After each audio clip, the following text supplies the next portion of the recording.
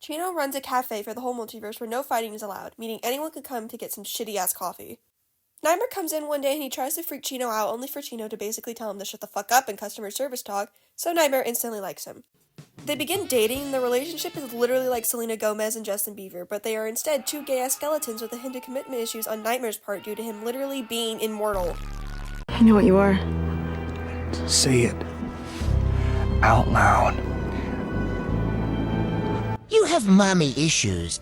Eventually they call it quits for real because Nightmare doesn't want little hims running around the multiverse, and that makes Chino mad, so they are through. Chino is all depressed for a while, which is very ironic, and then one of his cats fucking dies. This cat happens to be a big asshole as well, so Reaper comes to reap it since it's putting up a fight worse than the corrupted souls he has to face. Reaper, who usually can't be seen, is seen by Chino, and Chino has to help with the cat's death because Reaper can't do his fucking job.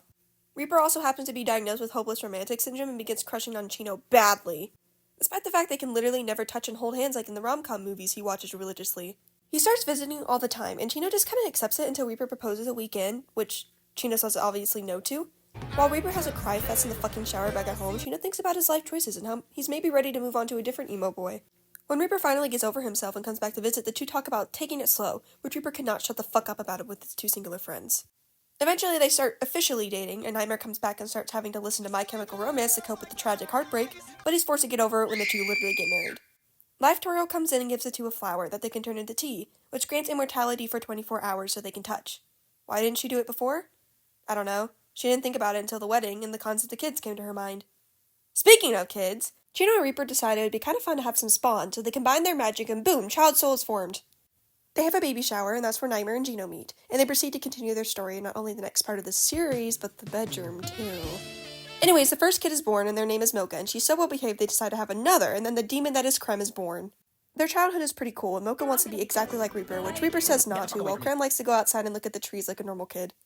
They reach adulthood, and then Chino fucking dies and gets reaped by Grimm, Reaper's brother, and no amount of emo rock and crying in the bathroom like a teenager will make Reaper get up from the couch.